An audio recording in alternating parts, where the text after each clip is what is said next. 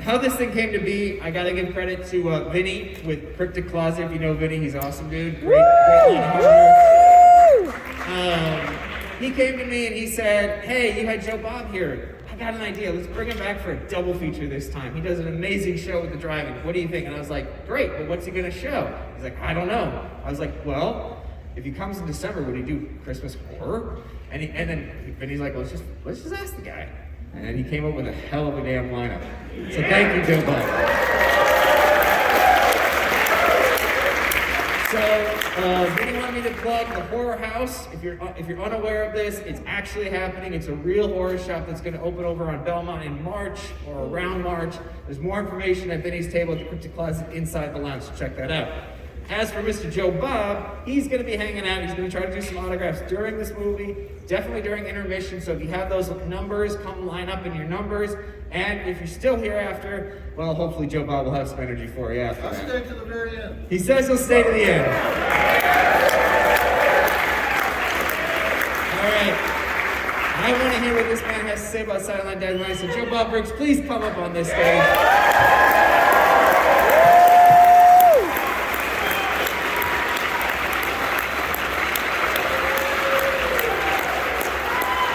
Ryan?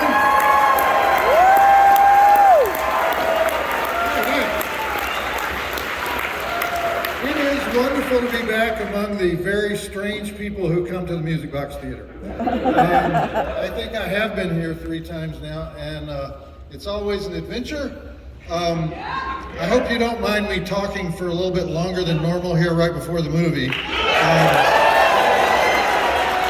And by the way, everybody in this theater tonight is required to watch Joe Bob Ruins Christmas, the annual Last Drive-In Christmas special, which is tomorrow night at 8 p.m.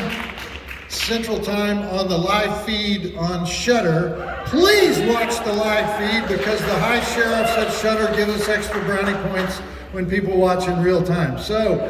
It's also written in the fine print on your ticket that you have to watch that tomorrow night. So if I don't watch Joe Bob's Christmas special, my phone will play Nestor the Long-Eared Christmas Donkey continually, the 1977 stop motion Christmas special continually on a loop on your phone if you don't watch the show tomorrow night. So, welcome to the show I'm going to call Miracle on Southport Avenue. Yeah. Better known as Psycho Santa Night. And before I get into the controversy that surrounded our first movie, Silent Night, Deadly Night, well, let me backtrack. We're showing 2 movies tonight.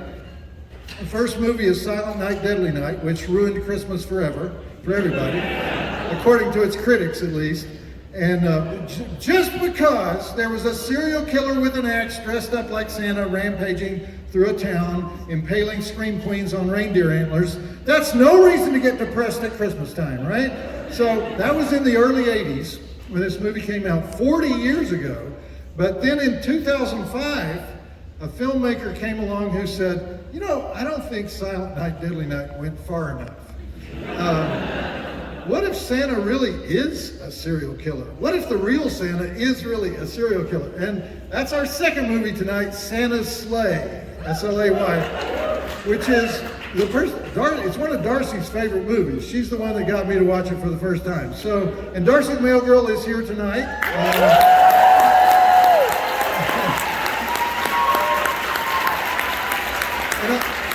And as many of you know, to show you how much Darcy loves Christmas, she allowed me to impale her on reindeer antlers during our second Christmas special on the Last Drive-In in 2019. That moment, that brings a tear to my eye, Darcy, when I remember that. But before I get into the Psycho Santas that we will be celebrating tonight, I want to go back to the year 300. And I know you were all waiting for that, the 4th century. You know I was going to talk about the 4th century tonight. And look a little more closely at Nicholas the Wonder Worker, more commonly called Nicholas, Bishop of Myra. Myra being a city on the southern Mediterranean coast of Turkey, today called Dimre. Saint Nicholas. Saint Nicholas is the patron saint of children, but he's also the patron saint of thieves, sailors, brewers, and pawnbrokers. So early in his life, Early in his life, he chopped down a tree possessed by a demon. Now, I believe if you examine that story closely, it will reveal that St. Nicholas believed in dryads, nymphs who take the form of trees. And in the most famous story that they have attributed to the real St. Nicholas is that he dropped 3 bags of gold coins through the window of a house occupied by 3 virgins so that they would not have to go into prostitution. In other words, he gave them enough money that they could pay a dowry so they could get married. And then his main miracle involving children was the one where there was a famine, and so a butcher couldn't get enough pig meat, and he decided to use children instead. And so he pickled 3 toddlers in brine, planning to sell them as pork, but he was foiled when St. Nicholas resurrected the children and I guess removed them from the oversized mason jars that the butcher was using to pickle them with. And he also went to prison at least twice, once for bitch slapping another bishop that he considered a heretic. And so Nicholas was a busy guy and kind of a demented guy, and he was known for secret gift giving, namely the stealth money that he provided for the teen virgins so they wouldn't have to go into prostitution. And then when he died, his body became so valuable that his bones ended up in quite a few different places. A Turkish island called Gamil, the city of Myra in Turkey, and by the way, that city, you can go there today. They try to promote St. Nick tourism there. And there used to be this bronze statue of the real St. Nicholas that was donated to them by the Russian government because he's one of the most famous Orthodox church saints. But the mayor of Myra replaced it with a plastic red-suited Santa Claus because he said that was easier for tourists to understand.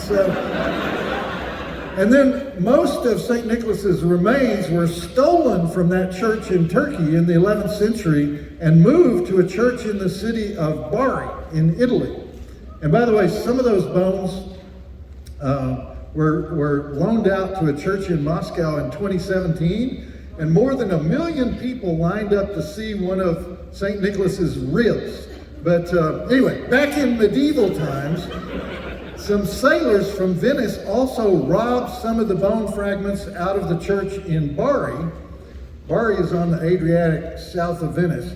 And they put them in a church in Venice. And then the Orthodox monks in Bari realized that every time somebody stole some of St. Nick's bones, his myth grew larger and they made more money.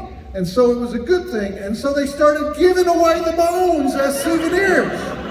So 800 years after his death, they're slicing up what's left of St. Nick and sending them off to be venerated in various places. So some of the bones ended up in Noron, France, which is in Normandy. They ended up in the Abbey of Watton in Flanders. They ended up in the seaport of Port in France, which changed the name of their town to St. Nicholas as soon as they got the bones there.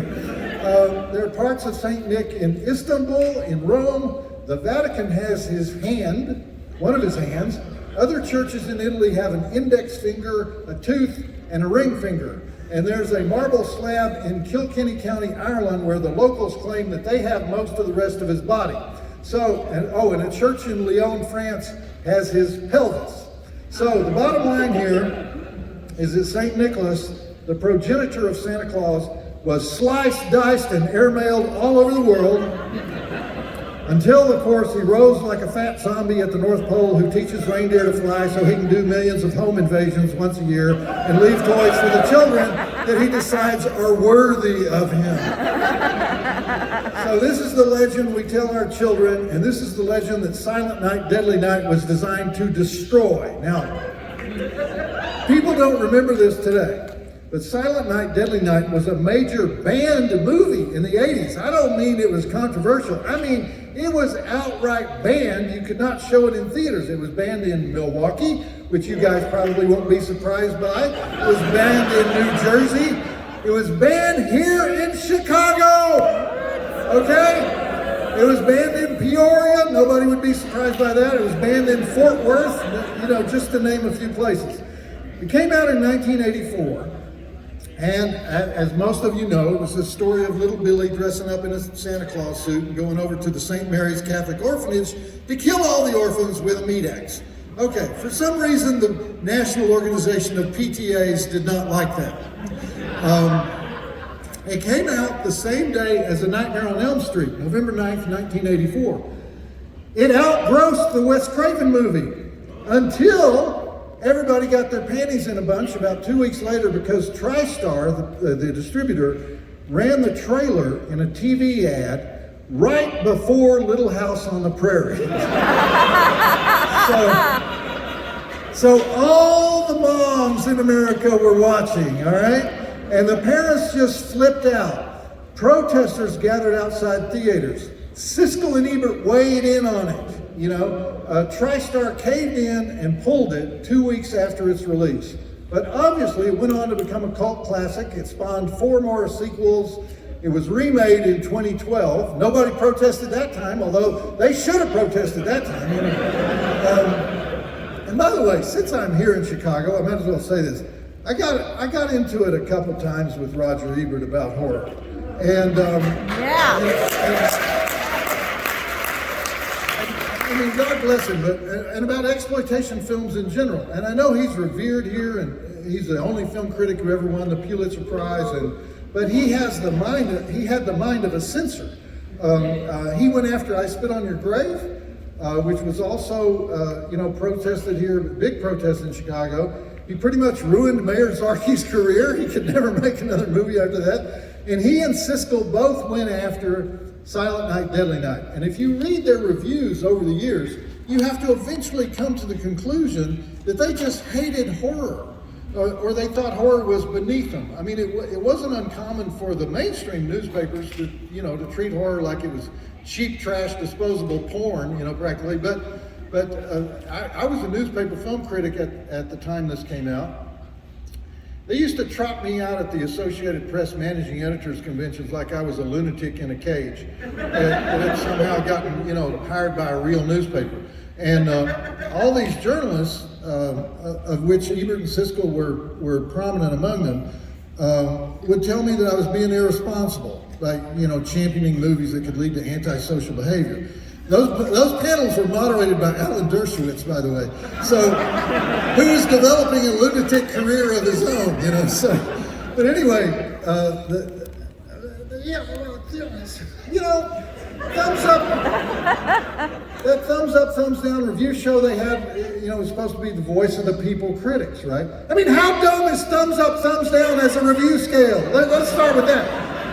At least I had 8 levels of quality, if you count half stars, but they had a thing against horror. So anyway, they were among the leading moral crusaders, making sure Silent Night, Deadly Night got removed from theaters. I think they stood out in front of a theater as a stunt, Siskel and Ebert repeatedly dogpiled on the movie. They hated it. Siskel called it sick, sleazy, and mean-spirited, and it did get removed from theaters.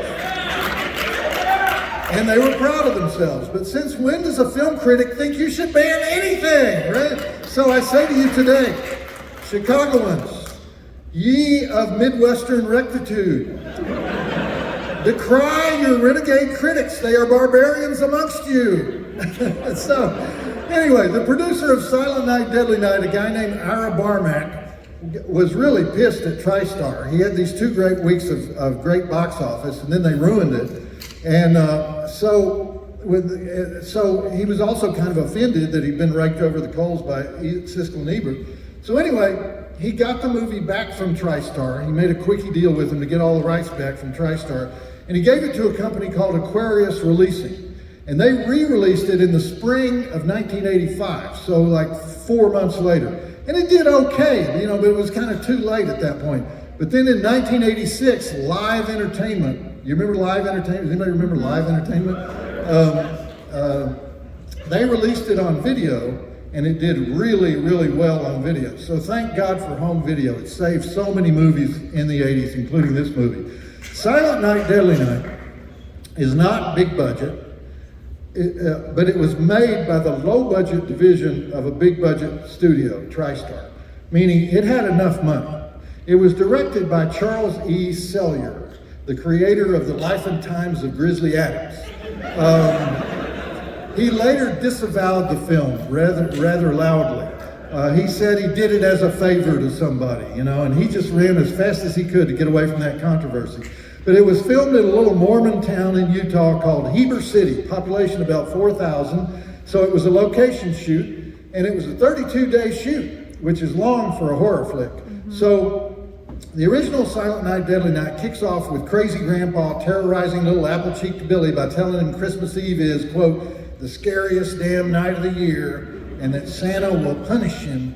And the next thing, Psycho Santa robs a store and then murders Daddy and rapes and murders Mommy, while a traumatized Billy hides in the bushes. And little Billy is sent to a Catholic orphanage where one of the nuns wants to get him therapy, but Mother Superior decides to beat it out of him instead and tells him if he's not a good boy, Santa will be mean to him. So of course, little Billy becomes clinically Santa-phobic.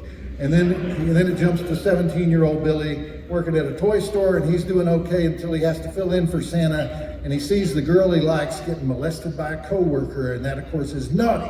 And pretty soon Billy's making like G.I. Joe and turning people into Tinker Toys. So, sure, we've seen it before, but haven't we seen it with a naked Linnea Quigley impaled on reindeer antlers? I think not. So, let's look at those drive-in totals. We have 13 dead bodies. 13 dead bodies. 25 breaths. They just don't make it.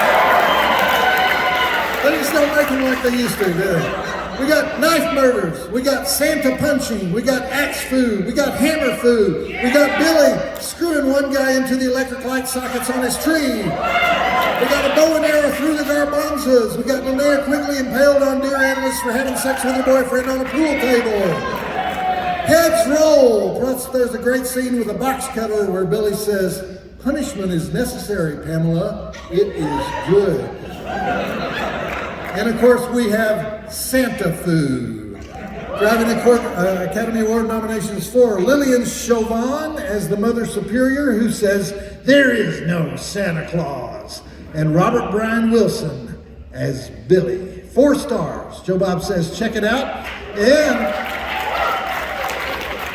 if anything about this movie offends you, do not stay for the second movie.